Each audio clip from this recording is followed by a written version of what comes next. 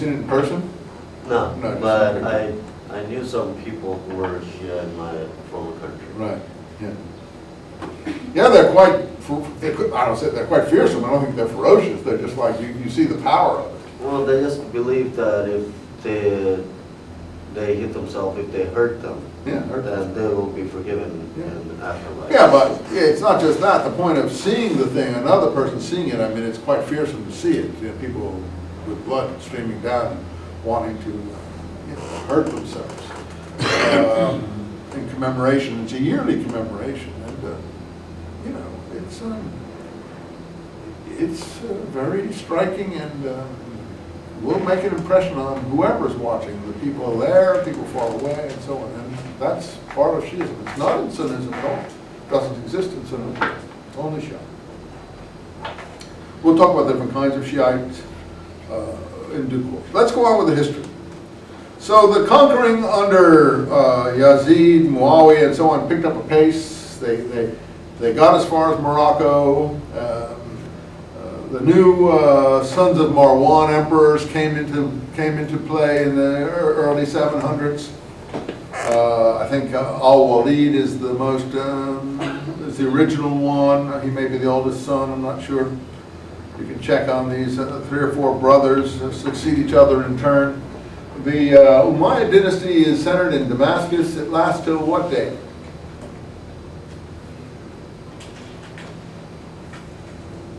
Oh, it's an easy date to remember. 747, just like the airplane.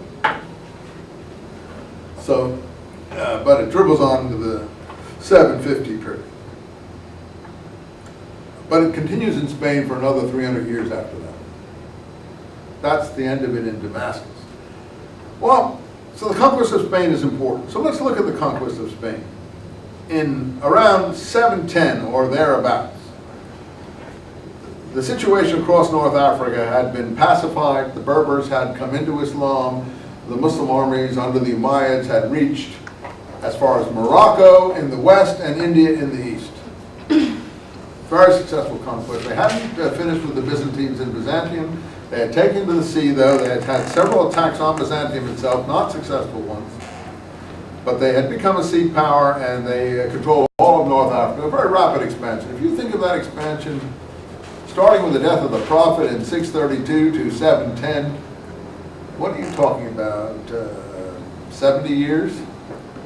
To have expanded to that extent in 70 years is quite an amazing accomplishment.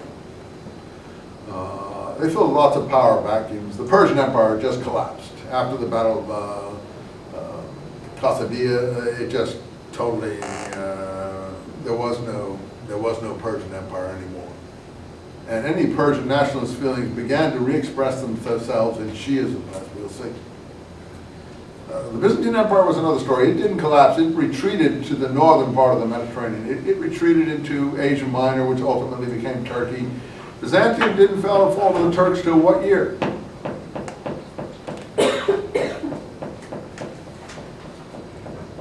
(1453). I mean, the Byzantine Empire was going to last another 700 years, regardless of the blows that it took. And it was the Crusaders, actually, that weakened it, because it was the Crusaders going to the Crusades from the Latin Christian areas in Italy and Germany and France and those places that stopped off, encouraged by the Byzantine Emperor to continue because of the lands that he'd lost in Syria, that decided they didn't want to go on to Palestine. It was too hard. Let's sack Byzantium. Instead, we can make more money sacking Byzantium than we can going and sacking Jerusalem, and that's what they did in the Fourth Crusade. And they weakened, that was around 1200, they weakened Byzantium really critically, fatally almost. Took 200 more years for it to collapse, but the sacking of Byzantium by the Crusaders was the real death knell of the Byzantine Empire, not what the Turks did. A lot of people don't know. And who was behind pushing the Crusaders to do that to the Byzantines? Who was taking the Crusaders east on their journey if they didn't march through overland? How would they get there? Venetian boats. the Venetians had slowly become a mercantile trading power, which is why, how many have been to Venice? You go into St. Mark's Square, there's all these beautiful monuments from the power of their trading successes. They were in competition with the Byzantine traders and others, and they took the Crusaders there, and they felt in competition with the Byzantine traders, and they encouraged the Crusaders to sack Byzantium for their own interests of their powerful economic control over the Eastern Mediterranean.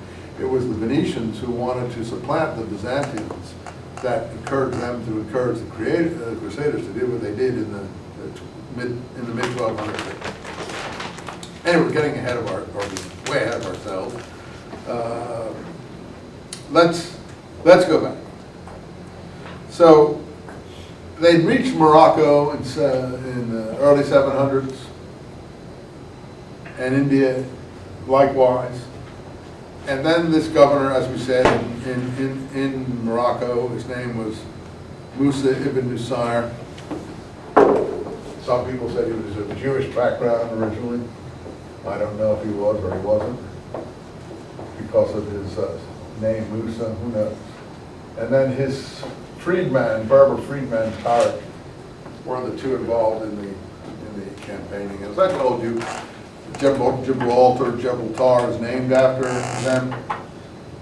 They jumped off. I recently saw a History Channel. I watch all this junk. I guess you guys don't. I saw a History Channel thing on the conquest of Spain. It was pretty accurate. It was fairly well done.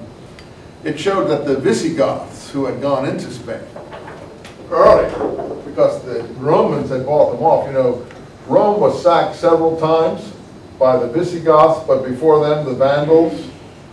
Several groups attacked Rome in the 300s to the 400s. And, you know, the Latin Roman Empire began to collapse around that time, whereas the Byzantium did not, funnily enough. Well, the Romans would often buy groups off. I think the Visigoths under Alaric, 425, sacked Rome and were then bought off and sent on into Spain.